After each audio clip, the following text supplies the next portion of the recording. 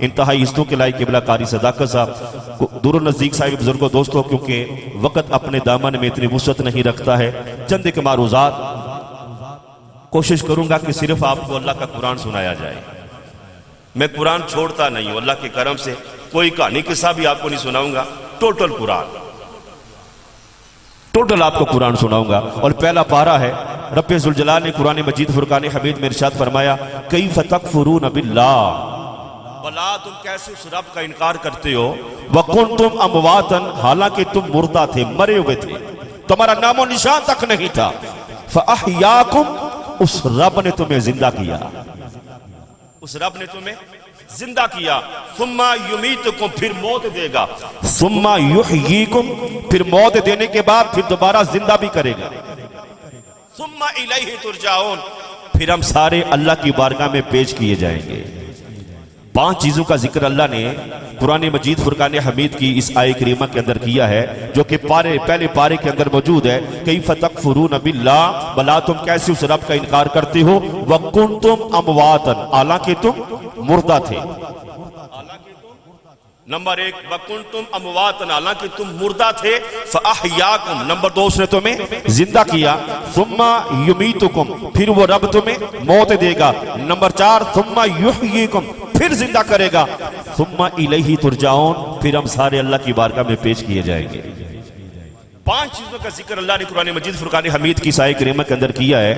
اب جو پہلی 3 باتیں تھیں، ان کو مشرکین مکہ بھی مانتے تھے، مکہ کے کافر بھی ان چیزوں کا انکار نہیں کرتے تھے، وہ بھی ان چیزوں پر اعتقاد رکھتے تھے کہ ہم کچھ بھی نہیں تھے، اللہ نے ہمیں بنا دیا، بنانے کے بعد پھر موت دے گا، تو موت دینے کے بعد جو اللہ نے فرمایا پھر زندہ کروں گا، اس کے اوپر ان کا یقین نہیں تھا، ایمان نہیں تھا کہ نہ ہم زندہ ہو سکتے ہیں، زندہ ہوں گے ہی نہیں تو اللہ کی عدالت میں پیش کیسے کیے جائیں گے۔ میں اکثر کہا کرتا ہوں غلام الدین صاحب، آج ان کی نسل ختم نہیں ہوئی ہے، مت سمجھے کہ مشرکین مکہ کی نسل ختم ہو گئی، ان کی نسل کے بندے آج بھی ہمارے درمیان موجود ہیں کہ جی مر گیا، یہاں پہ جاتے کیوں ہوا، یہ سن نہیں سکتا، یہ بول نہیں سکتا، یہ کسی کی مراد پوری نہیں کروا سکتا اللہ کی بارگاہ میں، لیکن اللہ رب العالمین فرماتے ہیں ثم یمیتکم، پھر موت دوں گا، ثم یحییکم، پھر دوبارہ زندہ کروں گا۔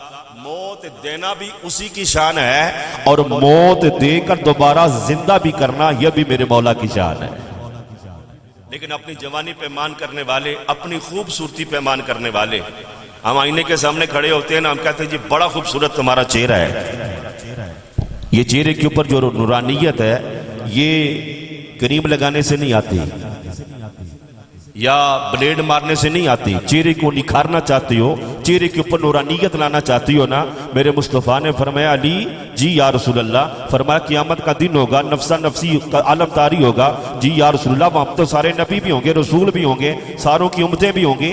مولا علی پوچھتے ہیں یا رسول اللہ آپ امت کی پہچان کیسے کریں گے؟ میرے نبی نے فرمایا علی جب امت معاشر کے میدان میں آئے گی تو میری امتی 5 کلیان بن کے آئیں گے، کیا بن کے آئیں گے؟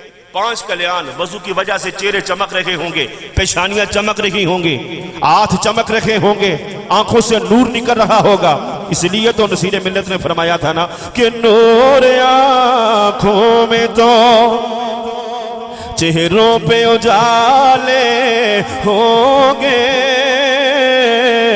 نور آنکھوں میں تو چہروں پہ اجالے ہوں گے، مصطفیٰ والوں کے انداز نرالے ہوں گے، مصطفیٰ والوں کے اپنی خوبصورتی پہ مان کرنے والے، اپنے جوانی پہ مان کرنے والے، آزن اللہ کا قرآن اٹھا اللہ فرماتا ہے کیف تکفرون باللہ وکنتم امواتا فاحیاکم، بلا تم کیسے اس رب کا انکار کرتے ہو حالانکہ تم مردہ تھے، فاحیاکم، اس نے تمہاری تخلیق فرما دی، تمہیں پیدا فرما دیا۔ سونیا ربا جب انسان کچھ بھی نہیں تھا، انسان کا نام و نشان تک نہیں تھا، یا اللہ تو نے انسان کو بنایا کیسے؟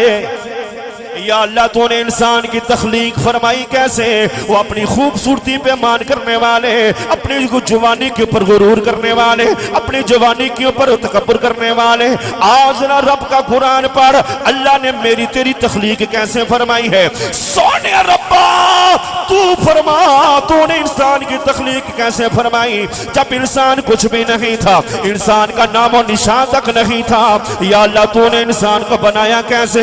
آواز آئی میرے یار کے غلاموں اور میرے یار محمد کا کلمہ پڑھنے والوں، اپنی تخلیق کے بارے میں جاننا چاہتے ہو میرا قرآن پڑھ لو، تمہیں تخلیق کا بھی پتہ چل جائے گا۔ اے رب کی کتاب، ناریب کتاب، چپے چپے پر ہماری رہنمائی کرنے والی کتاب، تو بتانا جب انسان کچھ بھی نہیں تھا رب نے بنایا کیسے، رب نے تخلیق کیسے فرمائی ہے۔ رب کا قرآن بول بول کے کہنے لگا خلق الانسان من علق، میں نے انسان کو تو گندے خون کی ایک پھوٹکی سے پیدا کیا ہے۔ احباب آپ کی توجہ چاہتا ہوں، اللہ فرماتا ہے انسان تیری پیدائش تو میں نے گندے خون کی ایک پھوٹکی سے کی ہے، وہ خون اتنا ناپاک خون ہے، وہ خون اتنا گندا خون ہے، اگر تیرے لباس کے ساتھ لگ جائے تیرے لباس کو پلید کر دیتا ہے، تیرے لباس کو نجس کر دیتا ہے، تیرے بدن کے حصے پہ لگ جائے تیرے بدن کے حصے کو ناپاک کر دیتا ہے۔ ارے 9 مہینے تک تیری ماں کے پیٹ کے اندر میں پرورش کرتا رہا، جہاں ڈائریکٹ تجھے پانی پہنچانے والا نہیں، ڈائریکٹ تمہیں خوراک دینے والا نہیں، ڈائریکٹ تجھے آکسیجن پہنچانے والا نہیں، 9 مہینے تک تیری ماں کے پیٹ میں نے پرورش فرمائی۔ جب اب 9 مہینے کی مدت پوری ہو گئی فَأَحْيَاكُمْ، اے انسان میں نے تجھے تخلیق فرما دیا۔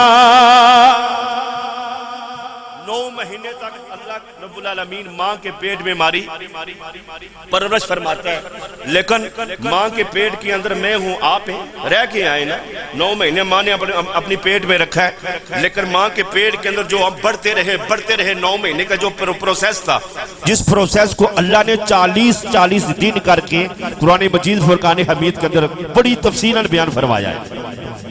علامہ تشریف فرمائے 40 دن کا پروسیس اللہ نے بیان کیا ہے۔ عزیزان اکرامی کا ماں کے پیٹ کے اندر تھے تو اللہ نے ہماری خوراک ماں کا گندا خون بنایا،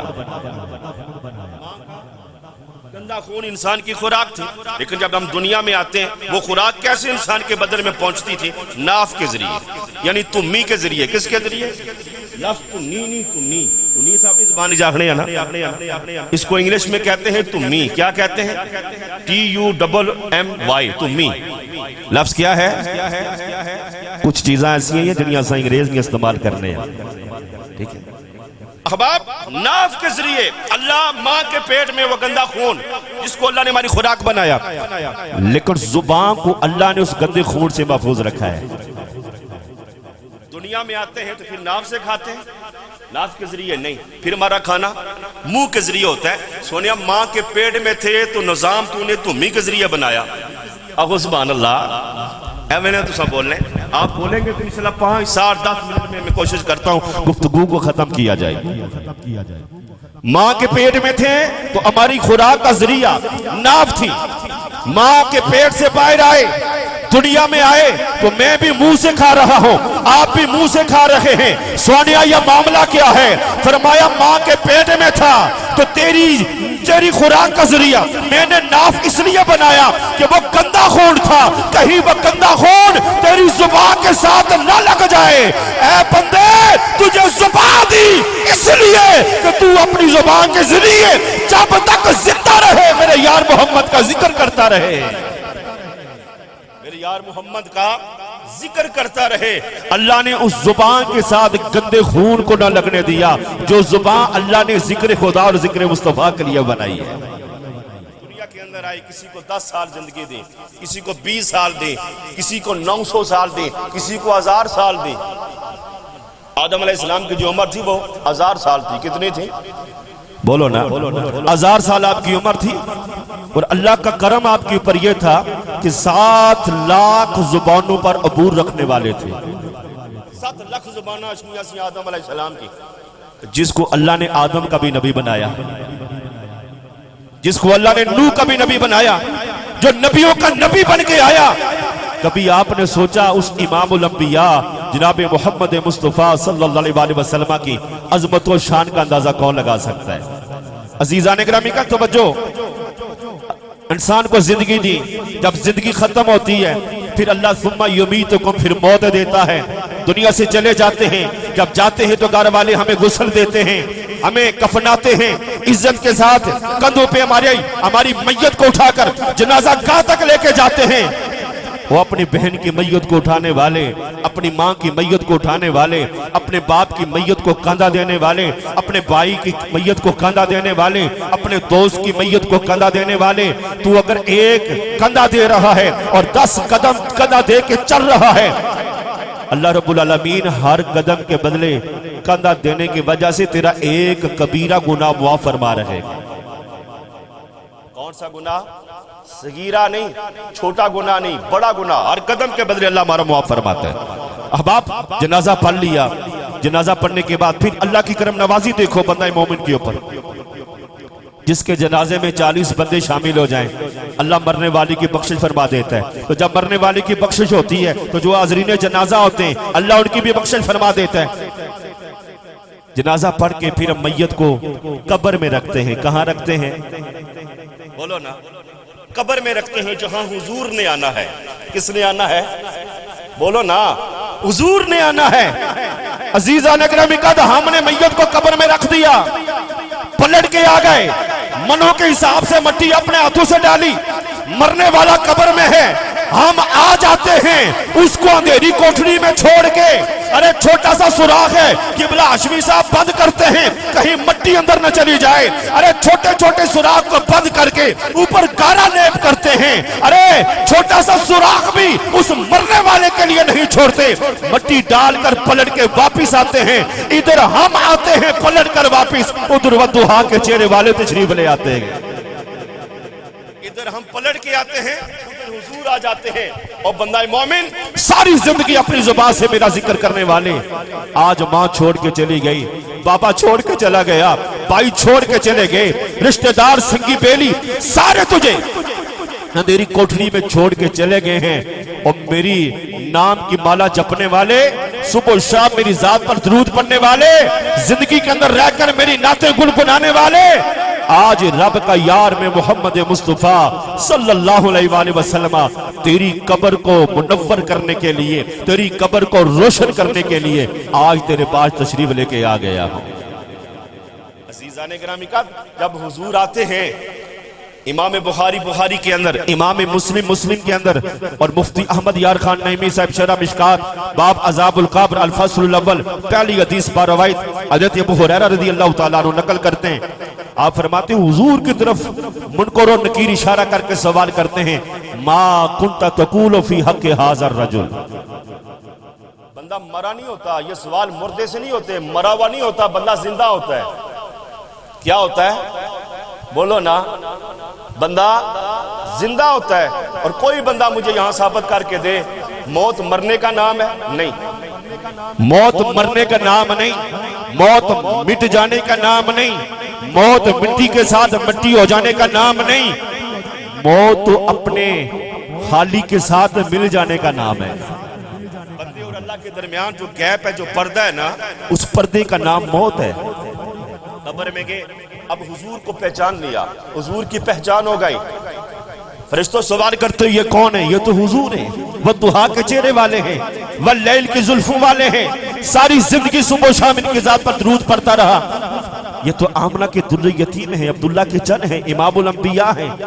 فرشتے کہتے ہیں پہچانا کیسے؟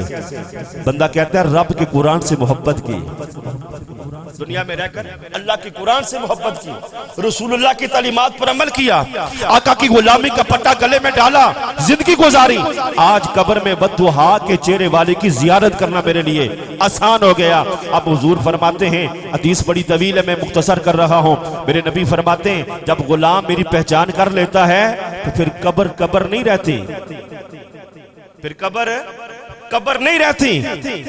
پھر ایک اور بات میں آخری بات ہے اور بڑی خوبصورت اور لطیف بات ہے، ہم جاتے ہیں قبرستان پر، حکم شرع کیا ہے؟ قبرستان والوں کو سلام دو، کیا دو؟ السلام علیکم یا اہل القبور، یہی ہے نا؟ سلام دو۔ ہم قبر وہاں پہ بنی ہوئی ہے، ہم یہاں پہ کھڑے ہو کے السلام علیکم یا اہل القبور، یہاں سامنے میری ماں جی کی قبر ہے، ابو جی کی قبر ہے، میں یہاں کھڑا ہوں، سن سارے رہے ہیں، بولو نا ذرا، سن سارے رہے ہیں، جتنے بھی قبرستان کے اندر مدفون ہیں، میرے سلام کو سب نے سنا۔ یہ سننے کی طاقت مردوں کے اندر کیسے آئی؟ بولو نا ذرا۔ سلام میں نے امی جی کی قبر پہ کھڑے ہو کے دیا، قبریں تو بہت دور تک بنی ہوئی ہیں، پورا قبرستان بھرا ہوا ہے، سارے میرے سلام کو سن رکھے ہیں۔ طاقت کیسے اللہ نے دی قوت سماعت کیسے بڑھا دی؟ جبکہ منو کے حساب سے مٹی بھی پڑی ہوئی ہے، طاقت اللہ نے دی تو اپنے محبوب کی آمد کی برکت سے دی ہے۔ جس قبر میں حضور آتے ہیں پھر بندہ مومن کی قوت سماعت اتنی تیز ہو جاتی ہے، اتنی تیز ہو جاتی ہے، السلام علیکم یا اہل القبور، ہم سلام دیتے ہیں، اللہ کی عزت کی قسم پلٹ کر وہ ہمیں جواب بھی دیتے ہیں۔ میرے نبی نے فرمایا اگر ان کا جواب انسان اور جن سن لیتے بے ہوش ہو جاتے، ہر چیز آواز سنتی ہے، انسان نہیں سن سکتا، جن نہیں سن سکتا۔ احباب بندہ مومن کی یہ شان ہے، اس کی قبر پہ کھڑے ہو کے ہم پڑھے السلام علیکم یا اہل القبور، مرنے والے تیرے اوپر ہم سلام بھیج رہے ہیں۔ اگر اس کی قوت سماعت اتنی تیز ہے وہ سلام سن کے جواب بھی دیتا ہے، تو جن کے صدقے قوت سماعت کا مالک اللہ نے بندہ مومن کو قبر میں بنایا، جو نہ ہوتے تو کائنات کی رنگینیاں دیکھنے میں نہ آتی، کائنات